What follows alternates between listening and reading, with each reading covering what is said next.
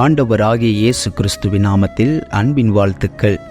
வெற்றியுள்ள கிறிஸ்தவ வாழ்விற்கு நம்முடைய வார்த்தைகள் எப்படி இருக்க வேண்டும் என்று போதகர் பால்யாங்கிச்சோ தனது கட்டுரையில் இவ்வனமாக எழுதியிருக்கிறார். இந்த காணொளியை முழுவதுமாக கேளுங்கள். நீங்கள் வாழ்க்கையில் வெற்றி பெற்று ஆசீர்வாதமாய் மாறுவதற்கு இது மிகவும் பிரயோஜனமாக அமையும் என்று நாங்கள் நம்புகிறோம். எப்போதும் வெற்றியின் வார்த்தைகளையே பேசுவதற்கு கற்றுக்கொள்ளுங்கள். உங்களுடைய வார்த்தைகள் மிகவும் முக்கியமானவை. கர்த்தர் தன்னுடைய வார்த்தைகளினால் உலகங்களை எல்லாம் உருவாக்கினார். வார்த்தைகளுக்கு ஒரு சிருஷ்டிப்பின் வல்லமை உண்டு. கர்த்தர் நம்மை பேசும்படியாகவும் வார்த்தைகளின் வல்லமையை உபயோகப்படுத்தும்படியாகவும் உண்டாக்கியிருக்கிறார். நாம் வார்த்தைகளை பேசுவதின் மூலமாக நம்முடைய சொந்த உலகத்தை நாம் சிருஷ்டிக்கிறவர்களாக இருக்கிறோம். அநேகர் நாம் நம்முடைய வெளித்தோற்றத்தின்படி வாழ்கிறோம் என்று எண்ணுகிறார்கள். ஆனால் அது உண்மையாக அல்ல. நம்முடைய வாயின் வார்த்தைகள் எப்படி இருக்கிறதோ அப்படித்தான் நாம் வாழ்கிறோம் என்பதுதான் உண்மை. இதை நான் உங்களுக்கு ஒரு உதாரணத்தின் மூலமாக விளக்குகிறேன். நான் ஒருவேளை உங்களை பார்த்து இன்றைக்கு எவ்வளவு குளிராக இருக்கிறது, குழாயில் உள்ள தண்ணீர் மிகவும் குளிராக வருகிறது, வீட்டு கூரையெல்லாம் பனியினால் நிரம்பி இருக்கிறது என்று நான் சொல்வேன் என்றால் உடனே உங்களை அறியாமலே உங்களுடைய உள்ளத்தில் உங்களுடைய மனக்கண்களிலே ஒரு குளிரான நாளை பற்றின கற்பனை சித்திரம் உருவாகும். ஒருவேளை நான் உங்களை பார்த்து இன்றைக்கு எவ்வளவு வெப்பமாக இருக்கிறது, வெளியே போக முடியாத அளவு வெயில் அடிக்கிறது, வெயிலினால் சரீரமெல்லாம் வியர்த்து கொட்டுகிறது என்று நான் சொல்வேன் என்றால் உடனே உங்களுடைய உள்ளத்தில் ஒரு வெப்பமான நாளை எண்ணுவீர்கள். சூரியன் கொடுமையாக பிரகாசிப்பதைப் போல உங்களுக்கு தோன்றும். உங்களுடைய சரீரம் அந்த வெப்பத்தை தாங்குவதற்கு தன்னை ஆயத்தப்படுத்தி கொள்ள ஆரம்பிக்கும். நான் ஒரே நாளை குறித்து தான் பேசினேன். ஆனால் என்னுடைய வார்த்தைகள் வித்தியாசமாக இருந்தபடினால் உங்களுடைய மனதில் உள்ள தோற்றங்களும் வித்தியாசமாக இருந்தது. இயேசு கிறிஸ்து வார்த்தைகளுக்கான வல்லமையை அறிந்திருந்தார். ஆகவேதான் அவர் சீமோனை சந்தித்த போது அவனது பெயரை உடனே மாற்றினார். எபிரேய மொழியில் சீமோன் என்பதற்கு நாணல் என்று அர்த்தம். அந்த பெயர் பேதுருவின் குணாதிசயங்களை பெரிதும் பாதித்தது. நாணலைப் போல அசைந்து கொண்டிருப்பவன், நிலையில்லாதவன், மற்றவர்களின் கருத்துகளுக்கு ஏற்றபடி ஆடிக்கொண்டிருப்பவன் என்ற அர்த்தமுடையதாக இருந்தது.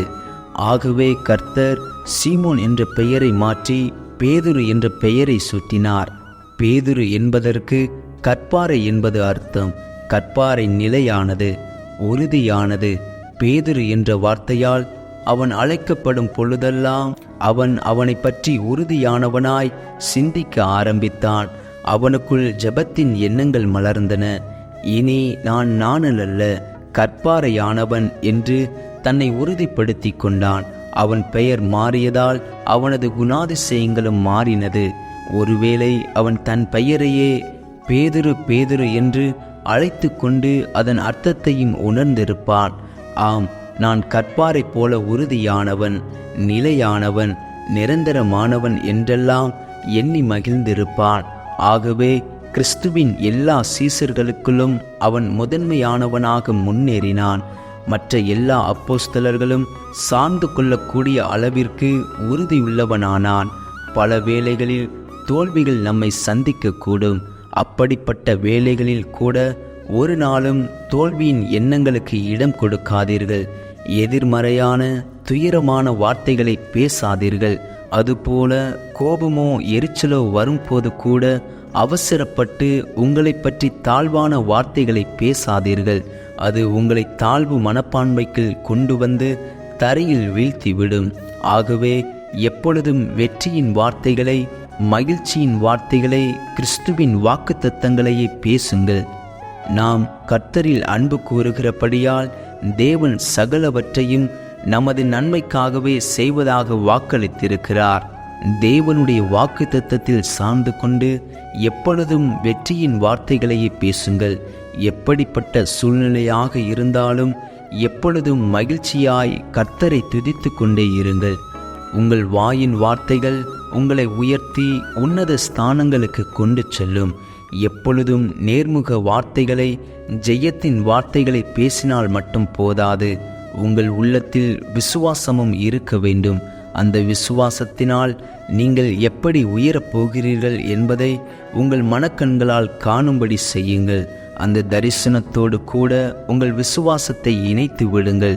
அந்த தரிசனத்தின்படியே நீங்கள் உங்களுக்கு முன் வைத்திருக்கும் இலக்கை நோக்கி விசுவாசத்தோடு முன்னேறி செல்லுங்கள்.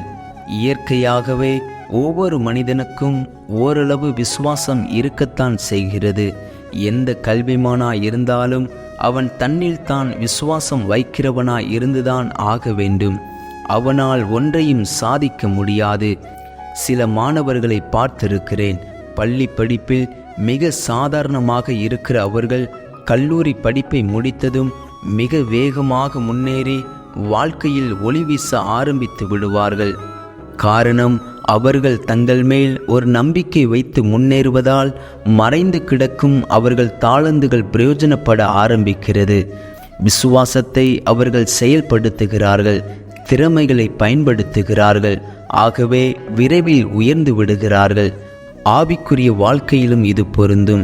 எந்த ஒரு மனுஷனும் தன்னுடைய திறமைகளை விசுவாசத்தினால் தேவனுடைய வல்லமையோடு இணைந்து செயல்படுகிறானோ அவன் மிக சிறந்த முறையில் முன்னேறுவான்.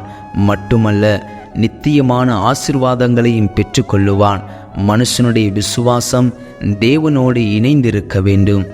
உங்களை நீங்கள் முன்னேற்றிக் கொள்ள விரும்பினால் வெற்றியின் எண்ணங்களும் வெற்றியின் வார்த்தைகளும் உங்கள் உள்ளத்தில் ஓடிக்கொண்டிருக்கட்டும்.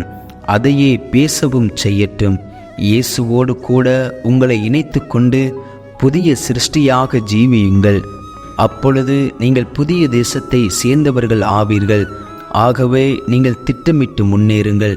உங்கள் வாழ்க்கையின் இலக்கை நோக்கி செல்வதற்கு எப்பொழுதும் வெற்றியுள்ள வார்த்தைகளை பேசுபவர்களாகவும் விசுவாசம் உடையவர்களாகவும் இருங்கள். கர்த்தர் உங்களை உயர்த்தட்டும்.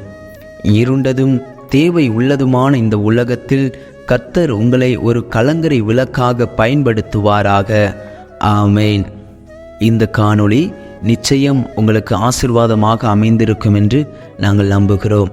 இந்த காணொளி கேட்ட உங்களையும் உங்கள் குடும்பத்தையும் கர்த்தர் ஆசீர்வதிப்பாராக. ஆமேன்.